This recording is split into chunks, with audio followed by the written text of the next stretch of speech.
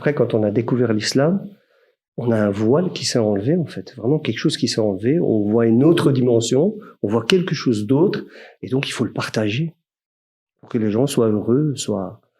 Enfin, j'ai toujours eu cette vision-là, on a toujours eu cette vision-là, de toute façon, et voilà. On s'est pas interdit d'aller vers les autres. Regarde, je vais donner encore un exemple. Quand on était en Malaisie, il y avait des temples. Alors là-bas, il y a toutes les religions. Hein. Ici, c'est rien du tout encore. Hein.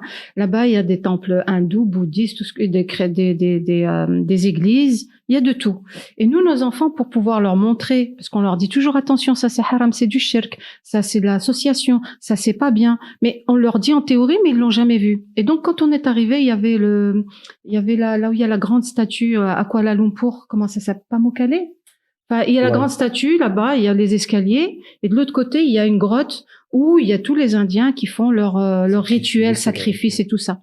Bon, nous, on a été et on a dit aux enfants, ben voilà, on vous a toujours parlé du haram, ce qu'il faut pas faire. Quand on dit un animal il est tué, on dit bismillah. Quand on mange, on dit bismillah. Ben maintenant, vous allez voir les gens, ils vont tuer des animaux, mais ils disent pas bismillah, c'est pour leur statut.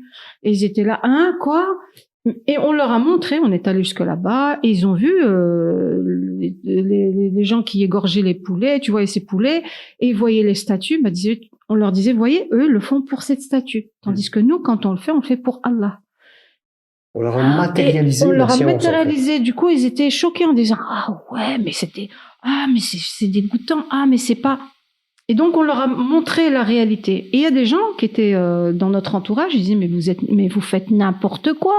Et on n'emmène pas ces enfants là-bas. Et vous allez les égarer. Et plus tard, s'ils sont pas guidés, ça sera à cause de vous. C'est de la connaissance, c'est important. On leur dit, non, mais justement, on a matérialisé la chose pour leur montrer. Et donc, cet esprit... l'éducation.